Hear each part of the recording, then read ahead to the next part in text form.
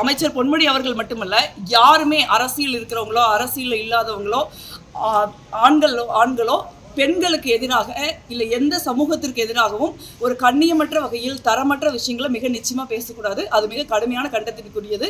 திராவிட முன்னேற்ற கழகம் மிக வேகமாக செயல்பட்டு அதில் நடவடிக்கை எடுத்திருக்காங்க. பட் ஆட்சியில் இருக்கிறவர்கள், அதிகாரத்தில் இருக்கிறவர்கள் நம்ம ஒரு சாதாரண ஒரு மக்களுக்கு, வருங்காலத்தில் இருக்கிற இளைஞர்களுக்கு நம்ம ஒரு எடுத்துக்காட்டாக செயல்படணும். அப்போ ஒரு ஆட்சியில் இருக்கிற ஒரு அமைச்சராக இருக்கிற ஒரு ஆளுங்கட்சியில் மிகப்பெரிய பொறுப்பில் இருக்கிற ஒருத்தரே பெண்களுக்கு எதிராக இப்படி மோசமான ஒரு முகம் சுழிக்கக்கூடிய கருத்தை மிக நிச்சயமாக சொல்லக்கூடாது. அது சட்டப்படியும் தவறு அப்படிங்கிறத நான் இங்கே சுட்டி காட்ட விரும்புகிறேன். அதிமுக பாஜக கூட்டணி ஆட்சியா அல்லது தனி ஆட்சியா குழப்பங்கள் இல்லை. எப்பொழுது நாங்கள் பாஜகவுடன் கூட்டணியே சேரமாட்டோம். பாஜகங்கிற ஒரு அரசியல் கட்சி ஒன்றிய அரசாங்கத்தில் ஆளுகிற கட்சி தமிழ்நாட்டிற்கு முழுக்க விரோதமானது. எந்த காலத்திலையும் பாரதிய ஜனதா கட்சியினோட கூட்டணி இல்லை அப்படிங்கிற வீர வசனங்களை எல்லாம் பேசிக்கொண்டிருந்த அதிமுக இன்று வேறு வழி இல்லாமல் நம்ம தமிழ்நாட்டின் மாண்புமிகு முதலமைச்சர்கள் சொல்றது போல பாஜகவுடைய மிரட்டலுக்கு பணிந்து இன்னைக்கு இந்த கூட்டணியை ஏற்படுத்தியிருக்காங்க. இந்த கூட்டணி அறிவிக்கப்பட்ட முறையை பாருங்க. நீங்க பொதுவாகவே மாநில கட்சிகள், நீங்க அந்த மாநிலத்தில் கூட்டணிக்கு தலைமையேற்கும் பொழுது அந்த மாநில கட்சியின் தலைவர் தான் கூட்டணியை அறிவிக்கிறது வழக்கம். இங்க துரதிருஷ்டவசமாக அதிமுகவின் பொதுச் செயலாளர் எடப்பாடி பழனிசாமி அவர்களே ஒரு ஓரமாக உட்கார வச்சுட்டு அமித்ஷா அவர்களே மொத்த கூட்டணி, அதனோட டேர்ம்ஸ், கண்டிஷன்ஸ் எல்லாத்தையும் சொல்றாரு. அதுல மிக தெளிவா அவர் பாரதிய ஜனதா கட்சி அதிமுக கூட்டணி ஆட்சி தான் அமையும் அப்படின்னு சொல்றாரு. பட் ஆனா முதல்ல ஆட்சிக்கு வந்தால் தானே கூட்டணி ஆட்சி நடத்த முடியும். நிச்சயமா திராவிட முன்னேற்ற கழகம் தலைமையிலான கூட்டணி தமிழ்நாட்டில் மகத்தான வெற்றி பெற்று மீண்டும் இரண்டாவது முறையாக ஆட்சி அமைக்கும். ஆனால் பாரதிய ஜனதா கட்சியை பொறுத்த வரைக்கும் எந்த மாநிலத்தில் எந்த கட்சியோட அவர்கள் கூட்டணி சேர்கிறார்களோ அந்த கட்சியை அவங்க அந்த அப்படியே வேரோடும் வேரடி மண்ணோடும் அழிச்சிருவாங்க. அந்த இடத்துக்கு பாரதிய ஜனதா கட்சி வருவாங்க. இதுதான் அவங்களுடைய வரலாறு. அதுக்கு ஒரு பெரிய பட்டியலை நம்ம சொல்ல முடியும். நீங்கள் காஷ்மீர் மாநிலத்தில் பிடிபி, அதே மாதிரி பஞ்சாப் மாநிலத்தில் சாடு, நீங்கள் நார்த் ஈஸ்டில் இன்னைக்கு பல்வேறு மாநில கட்சிகளை ஏறக்குறைய நார்த் ஈஸ்ட் வடகிழக்கு மாநிலங்களில் இருந்த பெரும்பான்மையான மாநில கட்சிகளை அழித்துட்டு இன்னைக்கு அந்த மாநிலங்களில் பாஜக ஆட்சியில் இருக்கிறத நம்ம பார்க்குறோம்.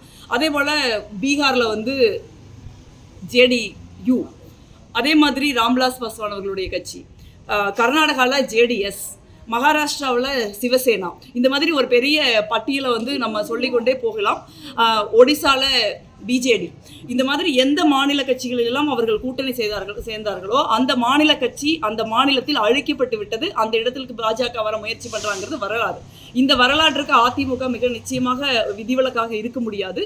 ஒரு நீண்ட காலம் தமிழ்நாட்டில் இருந்த கட்சி, எம்ஜிஆர் போன்ற ஒரு நல்ல மனம் கொண்ட ஒரு தலைவரால் உருவாக்கப்பட்ட ஒரு கட்சி, தமிழ்நாடு முழுவதும் ஒரு அனைத்து குக்கிராமங்களிலும் ஒரு அமைப்புகளை கொண்டிருக்கிற ஒரு கட்சிக்கு இதுவே அவர்கள் நேரடியாக போட்டியிடுகின்ற பலம் மிகுந்த கடைசி தேர்தலாக இருக்கும்னு நான் நினைக்கிறேன்.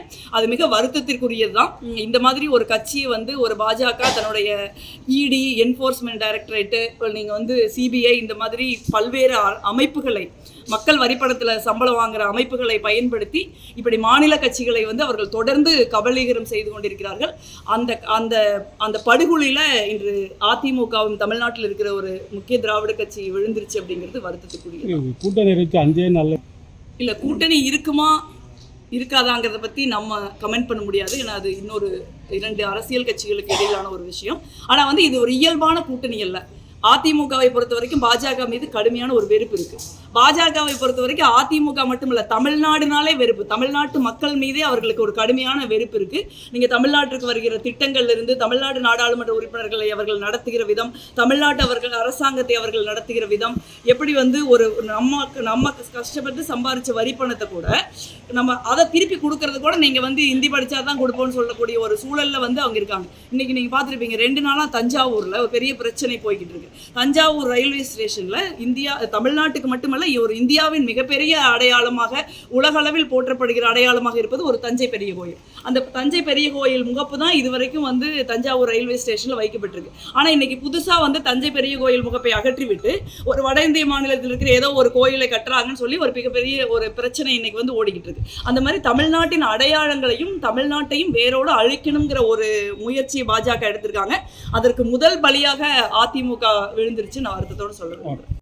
செய்திகளை உடனுக்குடன் தெரிந்து கொள்ள கீழ்க்கண்ட கேபிள் மற்றும் டிடிஹெச் நெட்வொர்க்குகளில் எம்நாடு செய்தி தொலைக்காட்சியை காணுங்கள். பாதகம் செய்பவரை கண்டால் நாம் பயம் கொள்ளலாகாது பாப்பா.